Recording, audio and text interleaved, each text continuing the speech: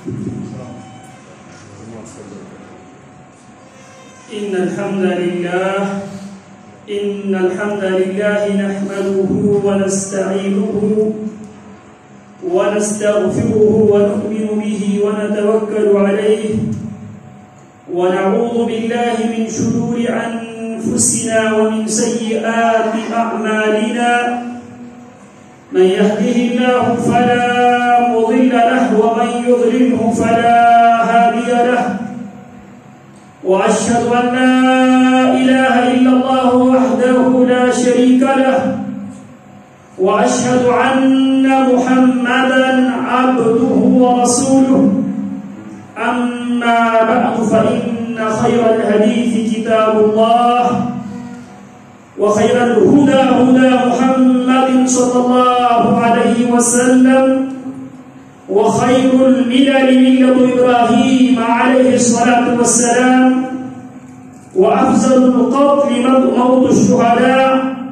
وأفضل الموت قتل الشهداء وأوسط العرى كلمة التقوى وإن عمي العمي الضلالة بعد الهدى أما بعد فأعوذ بالله السميع العليم من الشيطان الرجيم من همزه ونفخه ونفسه قالوا طيرنا بك وبمن معك قال طائركم عند الله بل أنتم قوم تفتنون.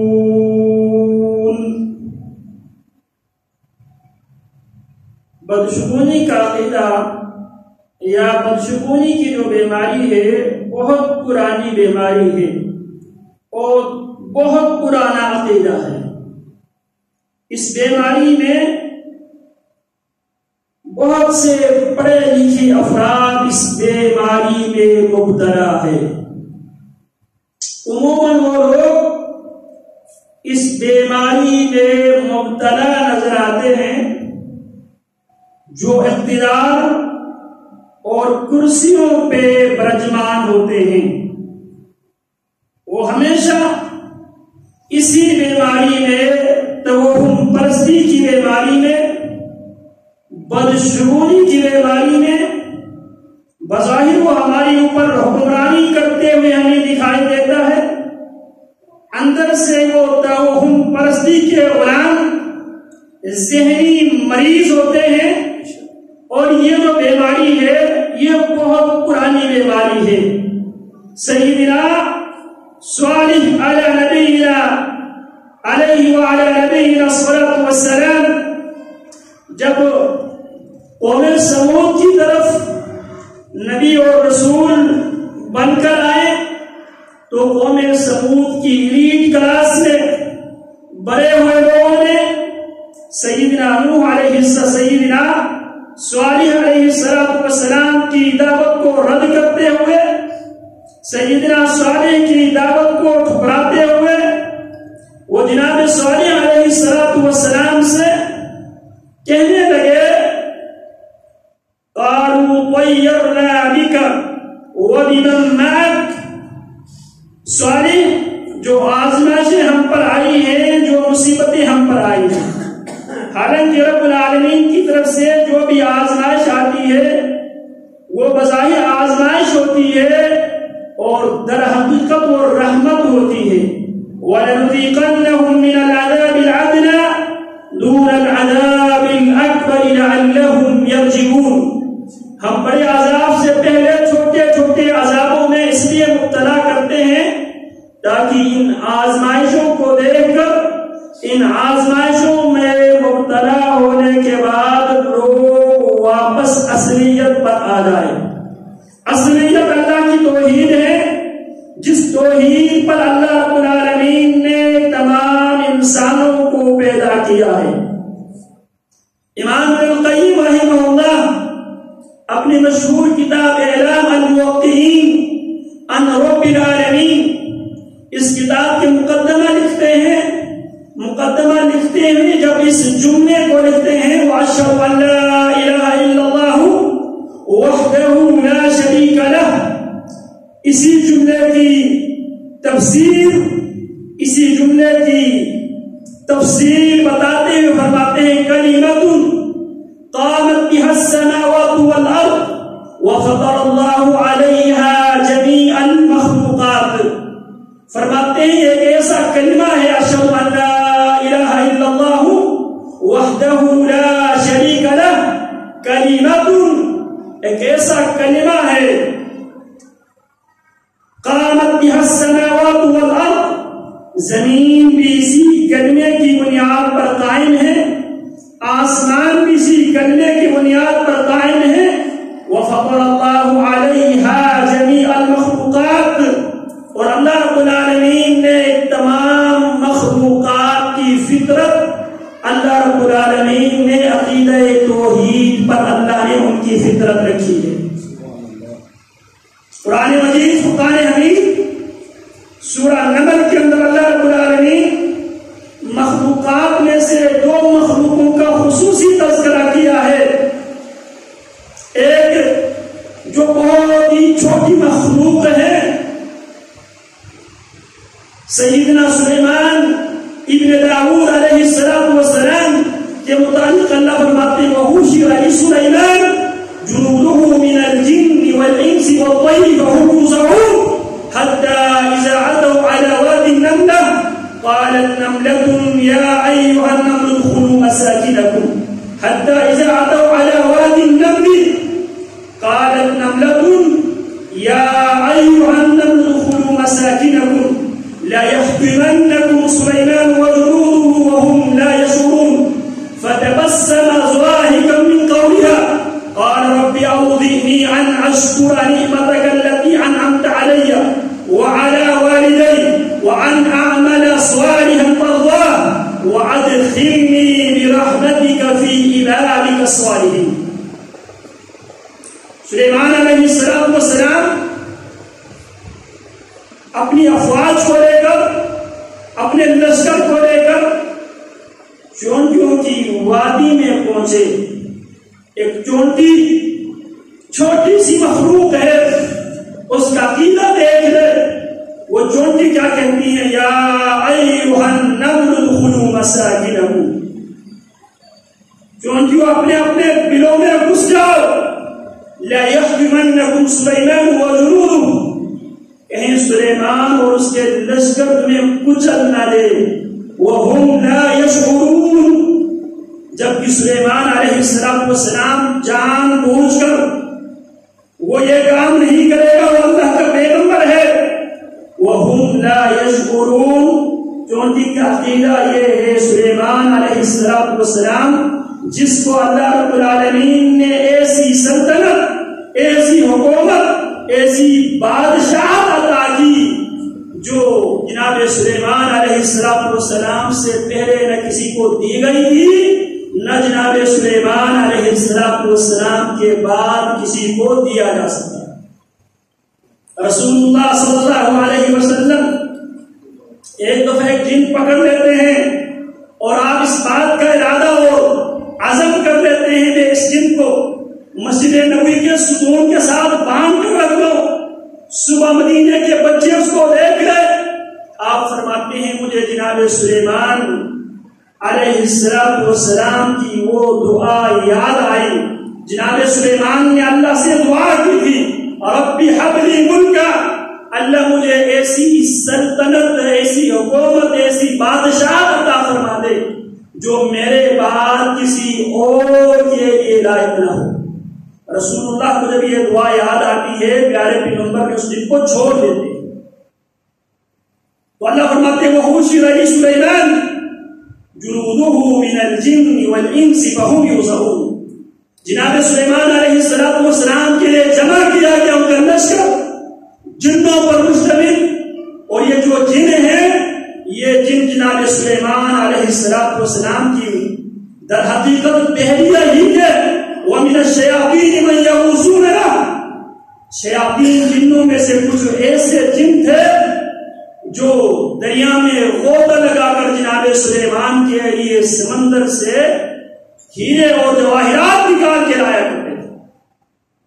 تو یہ ان کی پہلی فوج تھی.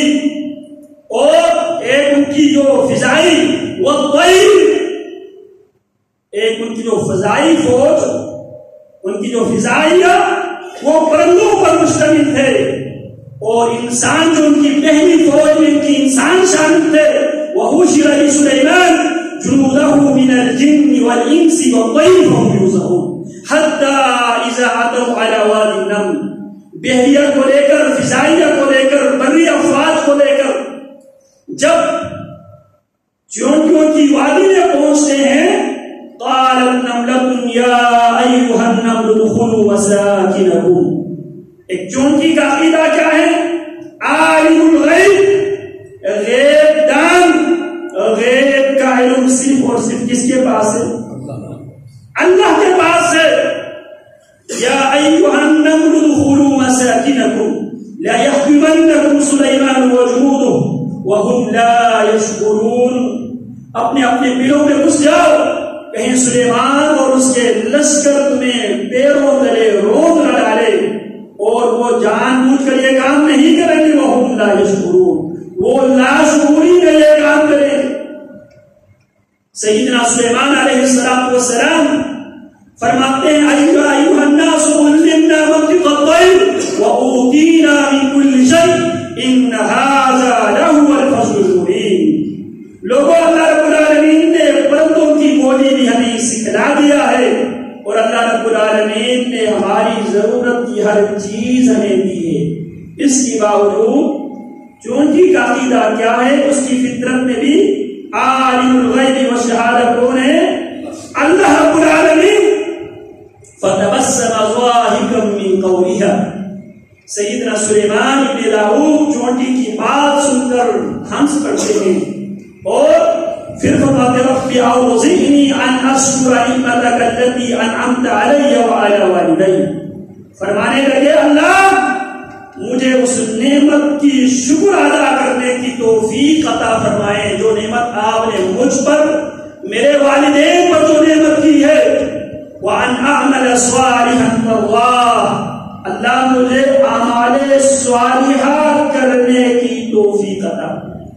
یہاں پر اللہ کی نبی کس بات کی دعا کرتے ہیں؟ عمل صالح. اور عمل صالح کیا ہوتا ہے؟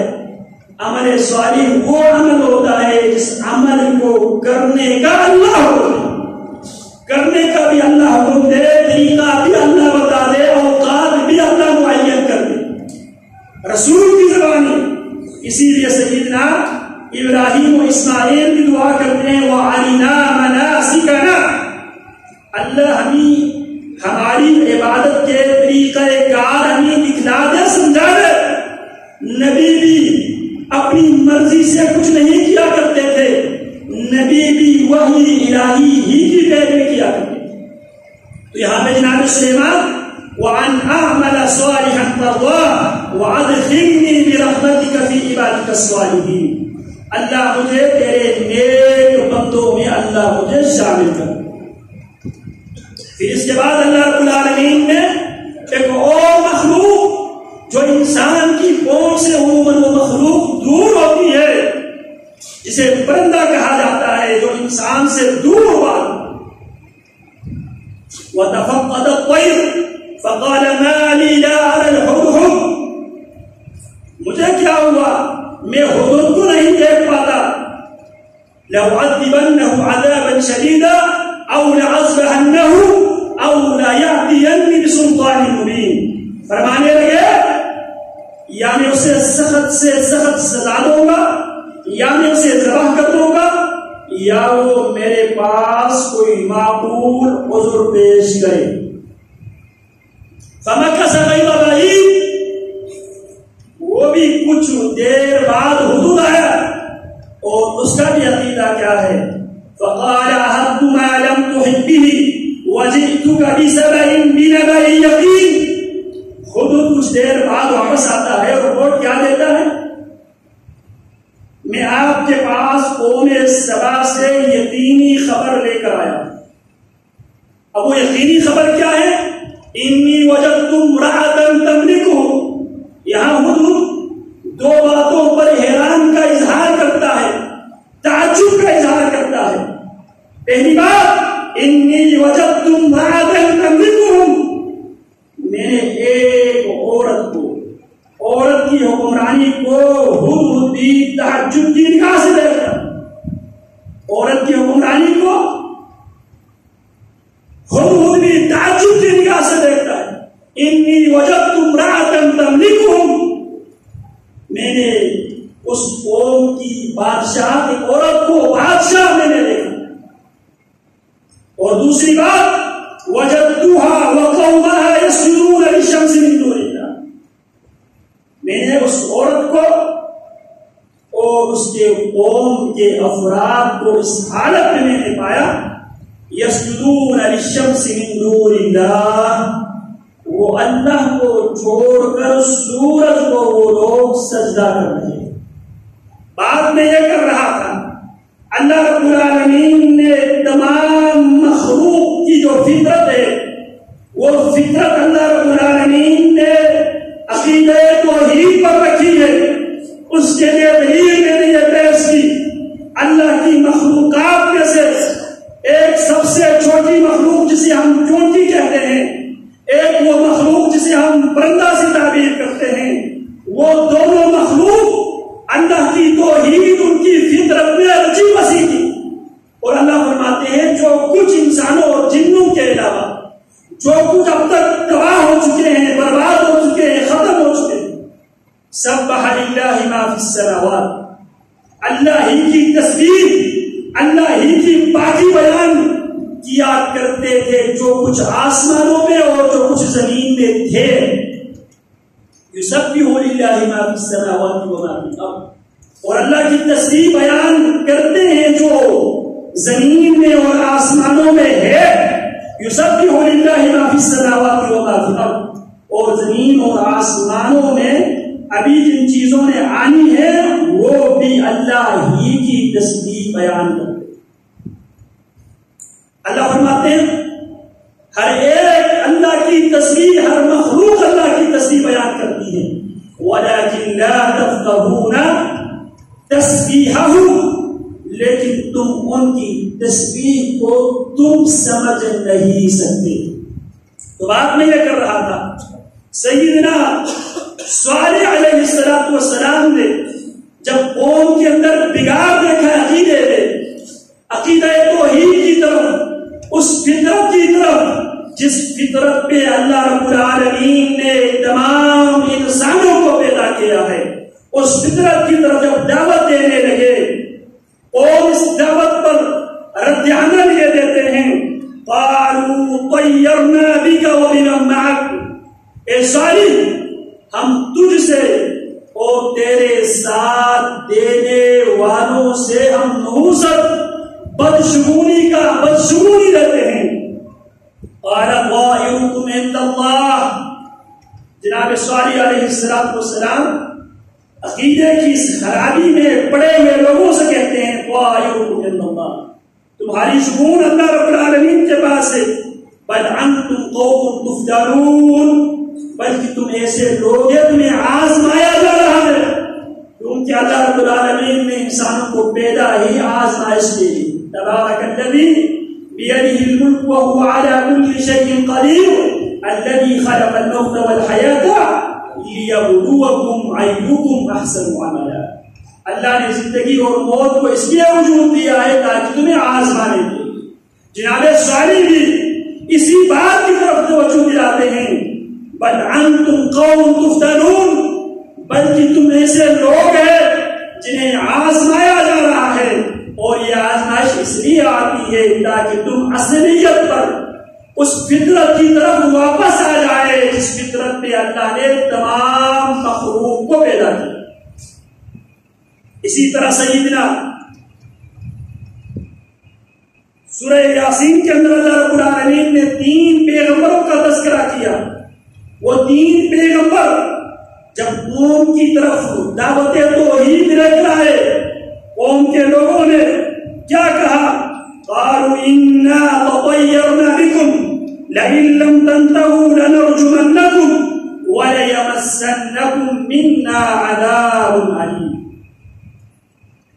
جب 3 پیغمبروں نے اللہ کی توحید کی طرف اپنی قوم کے افراد کو دعوت دی تو قوم کے لوگ اس دعوت کو یہ کہہ کر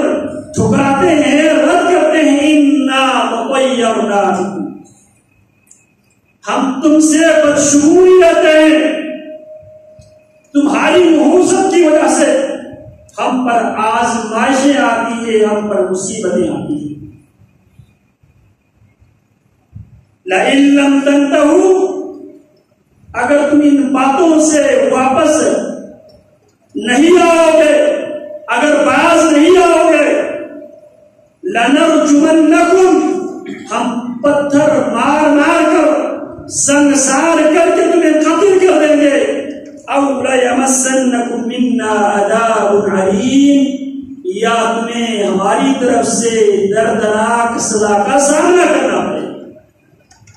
بات یہ کر رہا تھا بدشگونی کا جو عقیدہ ہے، بدشگونی کا عقیدہ ہے یا بدشگونی کی جو بیماری ہے بہت ہی پرانی بیماری ہے، اور ہر وقت کے نبی نے اس بیماری کی باقاعدہ تشخیص کیا ہے، توکل باللہ کو بطور علاج، بطور دوا تشخیص کیا ہے، توکل علی اللہ، اللہ پر توکل۔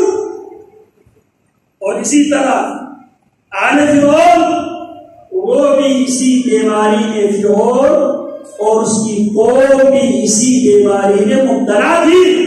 سیدنا موسیٰ علیہ السلام اس ماحول میں، جس ماحول میں فرعون یہ کہا کرتا تھا انا ربکم الاعلی، میں ہی تمہارا سب سے اعلیٰ، سب سے بلند و بالا رب میں ہی ہوں، اس ماحول میں جناب موسیٰ علیہ السلام یہ دعوت دے رہے تھے ربکم ورب آبائکم الاولین، میں اس رب کی طرف سے نبی اور رسول بن کر آیا ہوں جو تمہارا بھی خالق ہے، فرعون تمہارے باپ دادوں کا بھی خالق ہے، ورب آبائکم الاولین، تمہارے گزرے ہوئے جتنے بھی باپ دادے ہیں ان کے بھی خالق، صرف تمہارے نہیں، جن سے تو پیدا ہوا ہے ان کے بھی خالق، اس خالق کی طرف سے میں رسول بن کر آیا ہوں۔ اور جب وہ بھی اس دعوت کو قبول کرنے سے انکار کرتے ہیں فرعون اور اس کے لوگ، تو اللہ رب العالمین نے آل فرعون کو مختلف عذابوں میں، مختلف آزمائشوں میں اس لیے مبتلا کرتے ہیں تاکہ یہ لوگ اس فطرت کی طرف واپس آئے جس فطرت پر اللہ نے تمام مخلوقات کو تخلیق کیا، وہ فطرت اللہ کی توحید ہے۔ تو وہ کیا کہنے لگے، یا موسیٰ علیہ السلام سے وہ کہنے لگے وَإِذَا جَاءَتْهُمُ الْحَسَنَةُ قَالُوا لَنَا هَذِهِ، جب بھی ان کو خوشحالی ملتی، جب بھی خوشحالی میسر آتی تو قوم فرعون یہ کہا کرتے تھے لنا هذه، یہ خوشحالی، یہ خوشی تو ہمارے ہی لیے ہے، وَإِن تُصِبْهُمْ سَيِّئَةٌ، اگر ان پر کوئی قحط ساری، خشک ساری، کوئی آزمائش آتی، تو قوم فرعون کا بھی عقیدہ کیا تھا، يَطَّيَّرُ بِمُوسَىٰ وَمَن مَّعَهُ، وہ جناب موسیٰ علیہ السلام کی بدشگونی لیتے اور موسیٰ کے ساتھ ایمان لانے والوں کی بدشگونی لیتے۔ آج ہم بھی بدشگونی لیتے ہیں یا پرندوں کی بدشگونی لیتے ہیں؟ چند چیزیں میں نے گزشتہ خطبے میں نے عرض کیا، اگر بیٹین کو اگر مرغا اگر بولنا شروع کر دے اس کی سزا کیا ہے؟ قتل۔ اسی طرح جو عورت حاملہ عورت ہے یا نومولود بچے کو لے کر کسی کی گھر میں لے کر جانا، لے کر آنا، اس کو ہم توہم پرستی کی شکار ہو کر یا بچے کو رات کی تاریکی میں اگر آپ نے کہیں پہ لے کر جانا ہو تو اس کی پیشانی پہ کوئی بریک ڈال لگا دیتے ہیں، بچوں کی سرانے پہ لوگ چھریاں رکھتے ہیں، گھر بنا کر اللہ نے گھر بنانے کی توفیق دی تو وہاں پہ جوتیاں لٹکاتے ہیں، اگر اللہ گاڑی جیسی نعمت دے تو وہاں پہ جوتیاں لٹکاتے ہیں، اور اللہ رب العالمین خوبصورت جوانی دے تو ہاتھوں پہ کالے دھاگے باندھ دیتے ہیں، تعویذ باندھ دیتے ہیں گردن میں۔ یہ سب وہ بدشگونی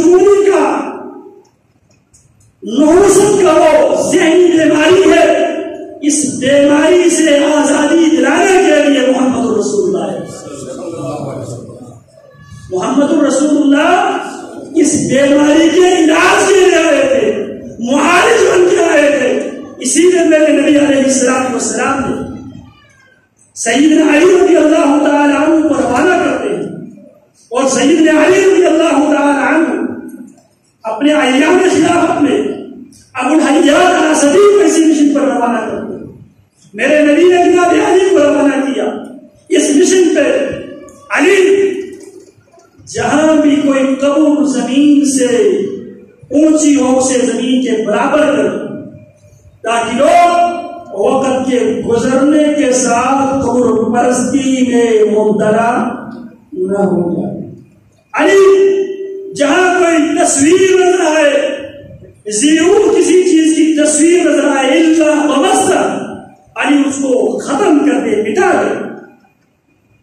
اور فرمایا علی کسی اونٹ کے گردن پہ کوئی ہار جو اس عقیدے کے ساتھ یہ ہار اس اونٹ کو مختلف بیماریوں سے, مختلف قسم کی آزمائشوں اور نقصانات سے یہ ہار بچائے گا, وَلَا قَلَادَةً فِي رَقَبَةِ بَعِيرٍ إِلَّا قَطَعَهَا. علی جہاں اس نحوست کے عقیدے کے ساتھ, بدشگونی کے عقیدے کے ساتھ, نقصان سے بچنے کے عقیدے کے ساتھ اگر کسی اور کسی جانور کے گردن پہ کوئی ایسی چیز لگی ہوئی ہو, علی اس کو کاٹ دے. محمد الرسول اللہ یہ دعوت لے کر آئے. اور آج ہم مسلمان سفر کے مہینے میں یا ہم چیزوں سے بدشگونی رہتے ہیں, جس طرح کالی بلی ہے, الو ہے, اسی طرح مرغا ہے, اسی طرح کوئی بینگا یا کوئی لنگڑے سے صبح ملاقات ہو جائے, یا کوئی صبح کوئی ادھار مانگنے کے لیے آ جائے, ان سے ہم لوگ شروع نہیں رہتے ہیں. یہ بستی ہے ذہنی, یہ بیماری ہے روحانی. اس بیماری کے معالج بن کر محمد رسول اللہ صلی اللہ علیہ وسلم. اور یہ شرک ہے, عقیدے میں شرک ہے, عقیدے میں غلاظت ہے, نجاست ہے. اور جس کے عقیدے میں یہ نجاست ہوگی یہی بے حقیقت نحوست ہے. نحوست نہ اللہ کے بنائے ہوئے دلوں میں نحوست ہے, نہ کسی گنتی کے عدد میں نحوست ہے, نہ کسی مخلوق میں نحوست ہے. البتہ نحوست ہے عقیدے میں نحوست ہے, شرک ایک نحوست ہے, غلاظت ہے, نجاست ہے. فاجتنبوا الرجس من الاوثان واجتنبوا القول الزور. یہ نجاست ہے, غلاظت ہے, گندگی ہے, شرک. اور شرک کے مذاہب میں یہ باتیں سفر کی 13 تاریخ کو 13 تیزی کے نام سے یہ تو توہم پرستی ہے. سفر کی آخری دن کو اور سفر کے پورے مہینے کو منحوس سمجھنا, در حقیقت ان کی اپنی عقیدے کے اندر نحوست پائی جاتی ہے. آپ کے عقیدے کے اندر یہ عقیدہ, یہ بات پھینکی ہوئی ہو, الو بھیج جائے تو مجھ پر مصیبت آئے گی, کوا اگر بولنا شروع کر دے کوئی مہمان آ جائے گی, ہاتھ میں اگر کوئی کھجلی آ جائے تو مہمان آ جائے گی. یہ سب نحوست ہے, یہ سب ذہنی بیماری ہے, روحانی بیماری ہے. انہی بیماریوں کو کاٹنے کے لیے, انہی بیماریوں سے انسانوں کو شفا دینے کے لیے اللہ نے محمد رسول اللہ صلی اللہ علیہ وسلم کو معالج بنا کر اور قرآن مجید کو کتاب شفا بنا کر وشفاء لما فی الصدور, دلوں میں یہ چھوٹی چھوٹی باتیں جو بیٹھی ہوئی ہے ان کی شفا کس نے ہے؟ کتاب اللہ نے, سنت رسول اللہ.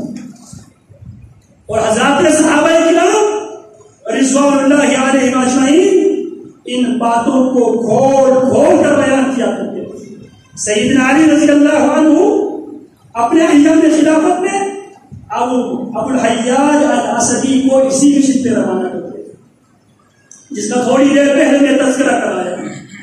اور سیدنا عمر رضی اللہ تعالیٰ عنہ جب دیکھتے ہیں لوگ اس درخت کے بارے میں لوگوں نے تقدس کا عقیدہ بنا لیا جس درخت کے نیچے محمد رسول اللہ صلی اللہ علیہ وسلم نے 1400 صحابہ کرام سے سیدنا عثمان بن عفان رضی اللہ تعالی عنہ کے انتقام لینے کے لیے جو بیعت کی تھی.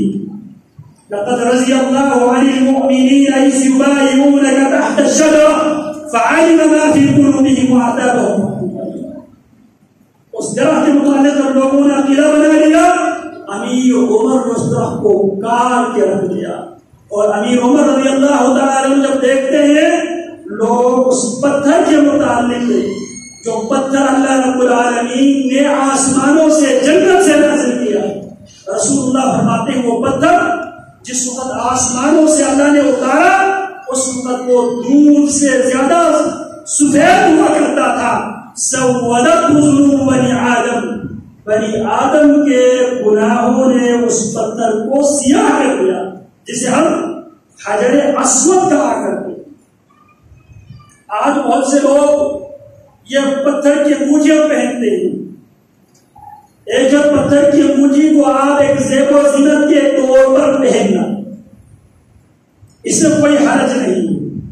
زیب و زینت کے طور پر پہننا اس کی کوئی حرج نہیں ہے, لیکن آج پتھر کو اس عقیدے سے پہن لینا, اس پتھر کو پہننے سے مجھے یہ فائدہ حاصل ہوگا, اس نقصانات سے میں بچ جاؤں گا. نقصانات سے بچنے کے یا فوائد حاصل کرنے کے عقیدے سے اگر کوئی پتھر پہنتا ہے وہ شرک ہے. رسول اللہ صلی اللہ علیہ وسلم کی نظر پڑی ایک نوجوان پر جو کنگن پہنا ہوا تھا. پیارے پیغمبر علیہ السلام اس جوان سے پوچھتے ہیں, اور اس میں ایک اور چیز کا بھی بات, ایک اور چیز بھی ذہن میں رکھتے ہیں, جہاں پہ مشرک اقوام کی مشابہت آتی ہو, مشرک اقوام اس کو عقیدہ سمجھ کر یا اس کو نفع اور نقصان کے مالک سمجھ کر جو چیزیں وہ پہنتے ہیں ان چیزوں کو بھی پہننا شرعاً جائز نہیں. من تشبہ بقوم فہو منہم, جو کسی بھی قوم سے مشابہت اختیار کرے گا وہ انہی میں سے شمار کیا گا. اب ہمارے بہت سے نوجوان ہاتھوں میں مختلف قسم کیا اس کے لیے شیپ ہے. پرانے زمانے میں وہ داغا پہنتے تھے, اس کو ہندو میں کیا کہا جاتا ہے؟ راکھی. راکھی کون باندھتی ہے؟ بہنیں. ہمارے گروپ کیا پہنتے ہیں ہاتھوں میں؟ امام سوامی. اور ان کو دیکھا دیکھی مسلمانوں کا پڑھا لکھا طبقہ یہاں پر ماشاء اللہ لے کر ایک پٹی پہنتے. کئی ماہ پہلے کی بات ہے, یہاں کی کسی ڈاکٹر صاحب کی نکاح پڑھانے کا اتفاق ہوا, میڈیکل ڈاکٹر تھے, تو انہوں نے اپنے بازو پہ ماشاء اللہ لے کر وہ پہنا. اب یہ جو راکھی کون باندھتے ہیں؟ ہندو. امام زمین کون پہنتے ہیں؟ رافضی. ان کو دیکھا دیکھی ہم نے کاپی کر دیا, وہاں پہ ماشاء اللہ لے کر پٹی باندھی.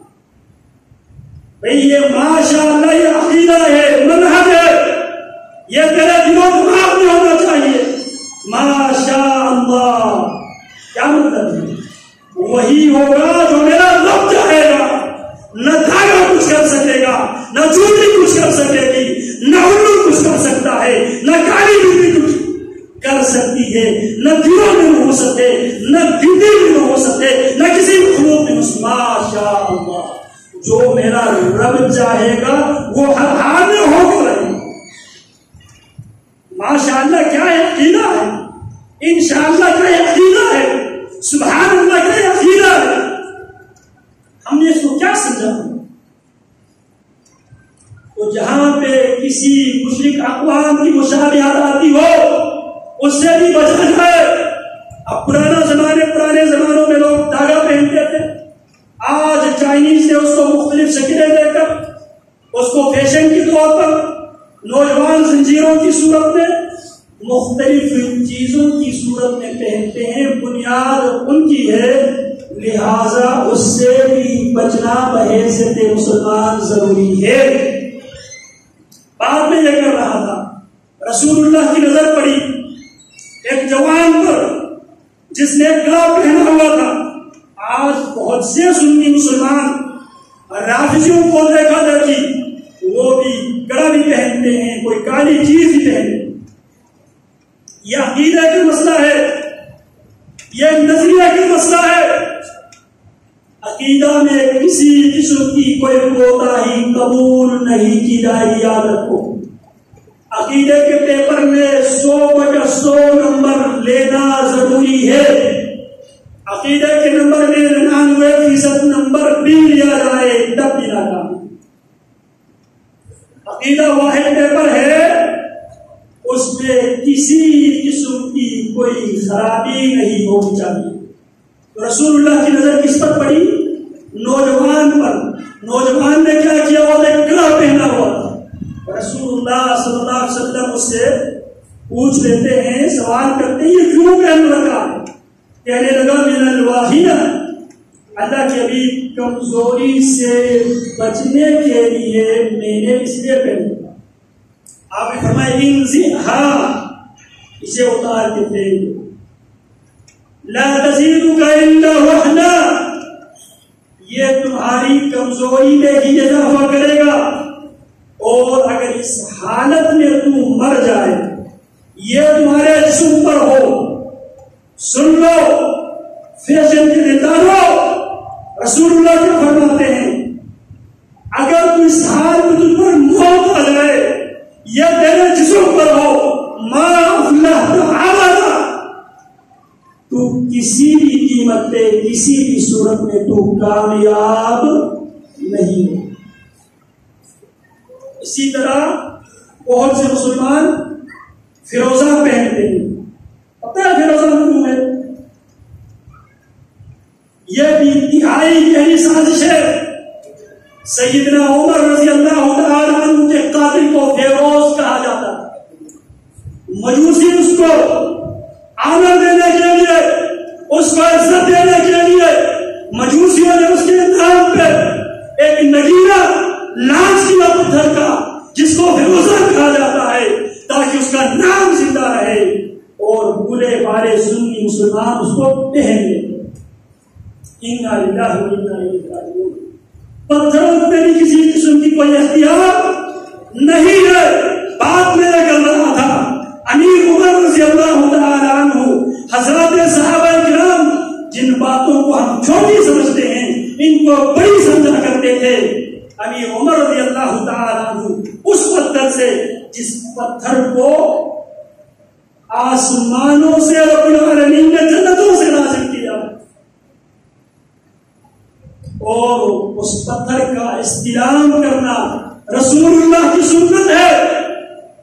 حجر اسود، جناب عمر رضی اللہ تعالی عنہ حجر اسود سے مخاطب ہوتے ہیں اور مہدی دنیا تک امت رسول کو وہ عقیدہ، وہ منہج، وہ نظریہ پہنچاتے ہیں جو رسول اللہ نے حضرات صحابہ کو دیا۔ فرمانے لگے امیر عمر، انی اعلم انک حجر۔ امیر عمر کس سے مخاطب ہے؟ فیروزہ سے نہیں، دوسرے کالے پیلے پتھر کی ندیوں سے نہیں، حجر اسود سے، جس کو گناہ جوش پتھر کہا جاتا۔ انی اعلم انک حجر، میں عمر جانتا ہوں تیری حقیقت، تیری اصلیت میں صرف ایک پتھر ہے۔ لا تضر ولا تنفع، نہ تو کسی کو نقصان دے سکتا ہے نہ کسی کو فائدہ۔ کس کا عقیدہ ہے؟ امیر عمر کا رضی اللہ تعالی عنہ۔ لا تضر ولا تنفع، نہ تو کسی کو نقصان دینے کی قدرت رکھتا ہے نہ تو کسی کو فائدہ دینے کی قدرت اور صلاحیت رکھتا ہے۔ میں تجھے اس لیے استلام کرتا ہوں، تیرے غصہ اس لیے لیتا ہوں، کیا سمجھ کر؟ رسول اللہ کی سنت سمجھ کر۔ یہ حضرات صحابہ تھے جو رسول اللہ کی سنت پہ کسی قسم کی کوئی کمپرومائز، کوئی لین دین، کوئی سمجھوتا نہیں کیا کرتے۔ آج ہم مسلمان ہیں، ہم روزانہ کی بنیاد پہ رسول اللہ کی سنت پہ سمجھوتا بھی کر لیتے ہیں، کمپرومائز بھی کر لیتے ہیں، اور کہتے کہ بھائی یہ تو سنت تو ہے نا، مولوی صاحب یہ تو سنت تو ہے نا، فرض واجب تو نہیں، سنت سمجھ کر اتنی حقارت۔ اور اللہ رب العالمین نے اس لیے حضرات صحابہ کے ایمان کو، ان کے اسلام کو، ان کے عقیدے کے پختگی کو ہمارے لیے معیار بنایا تھا۔ فَإِنْ آمَنُوا بِمِثْلِ مَا آمَنْتُمْ بِهِ فَقَدِ اهْتَدَوْا، اگر اسی انداز میں ایمان لے آئے، پتھروں کے بارے میں وہی عقیدہ رکھے جو عقیدہ حضرت صحابہ رسول اللہ صلی اللہ علیہ وسلم کی تعلیمات کی روشنی رکھتے۔ فَإِنْ آمَنُوا بِمِثْلِ مَا آمَنْتُمْ بِهِ فَقَدِ اهْتَدَوْا، اگر وہ اسی انداز میں ایمان لے کر آئے تو ہدایت ملے گی۔ اگر ہدایت چاہتے ہو تو حصول ہدایت کے لیے معیار، ایگزامپل، ماڈل، اسوہ، نمونہ حضرات صحابہ کا ایمان۔ وَإِذَا قِيلَ لَهُمْ آمِنُوا كَمَا آمَنَ النَّاسُ، قرآن مجید کی آغاز میں ہی ایمان والوں کے لیے بطور امتی ایگزامپل ماڈل اللہ نے پیش کیا ہے۔ وَإِذَا قِيلَ لَهُمْ آمِنُوا كَمَا آمَنَ النَّاسُ، جب ان سے کہا جاتا ہے اسی طرح ایمان لے آؤ جس طرح ابو بکر و عمر نے، عثمان و حیدر نے، حسن و حسین نے، سعد و سعید نے، عبد الرحمن بن عوف نے، سعد بن ابی وقاص نے، سعید بن زید نے، خبیب بن عدی نے، زید بن لسنا نے، ان احباب نے جس طرح ایمان لے آئے اسی طرح ایمان لے آؤ۔ تو توہم پرستی کی دنیا میں کیا ہم اس طرح ایمان رکھتے ہیں، یا ہم بھی نمازوں کے ساتھ ساتھ اللہ کی مخلوق کے بارے میں یہی عقیدہ رکھتے ہیں جو دور جاہلیت کے لوگ رکھا کرتے تھے؟ اور رسول اللہ صلی اللہ علیہ وسلم فرماتے ہیں 3 قسم کے لوگ مبعوث ترین لوگ ہیں اللہ کے ہاں۔ صحیح بخاری کی حدیث سے سیدنا ابن عباس بیان کرتے ہیں، رسول اللہ کیا فرماتے ہیں؟ ابغض الناس الی اللہ ثلاثۃ، اللہ کے ہاں 3 طرح کے لوگ مبعوث ترین ہیں، ان میں سے ایک وَمُبْتَغٍ فِي الْإِسْلَامِ سُنَّةَ الْجَاهِلِيَّةِ، وہ انسان بھی اللہ کے ہاں مبعوث ترین انسان ہے جو دین اسلام میں جاہلیت کے رسم و رواج، جاہلیت کے اوہام کی بیماریاں ڈھونڈنے والے۔ اسلام نے ان تمام بیماریوں کو دفن کر دیا تھا، بعد میں یہ کر رہا تھا یہ بیماری بہت پرانی بیماری ہے، اس بیماری میں پڑھے لکھے لوگ، دیندار لوگ سب اس بیماری میں مبتلا، اور اسی بیماری سے لوگوں کو چھٹکارا دینے کے لیے اللہ رب العالمین نے محمد الرسول اللہ کو بطور معالج اور قرآن مجید کو کتاب شفا بنا کر اللہ رب العالمین نے اتارا تھا۔ اور یہی عقیدہ مشرکین مکہ کا بھی تھا۔ رسول اللہ صلی اللہ علیہ وسلم اور حضرات صحابہ کے متعلق وہ یہی کہا کرتے تھے، وَإِن تُصِبْهُمْ سَيِّئَةٌ يَقُولُوا هَٰذِهِ مِنْ عِندِكَ، جب مشرکین مکہ پر کوئی آزمائش آتی، قحط آتی، خشکساری آتی، کیا کہتے؟ یہ تمہاری وجہ سے یہ آزمائش آتی، تمہاری وجہ سے یہ آزمائش آتی۔ کتنا عقیدہ تھا دور جاہلیت کا۔ اللہ اکبر کبیرہ۔ تو اللہ رب العالمین نے ان باتوں سے انسانوں کو آزادی دلانے کے لیے محمد الرسول اللہ صلی اللہ علیہ وسلم کو نبی اور رسول بنا کر بھیجا، اور آپ علیہ السلام نے اس بیماری کے علاج کرتے ہوئے فرمایا لا عدوى ولا طيرة ولا هامة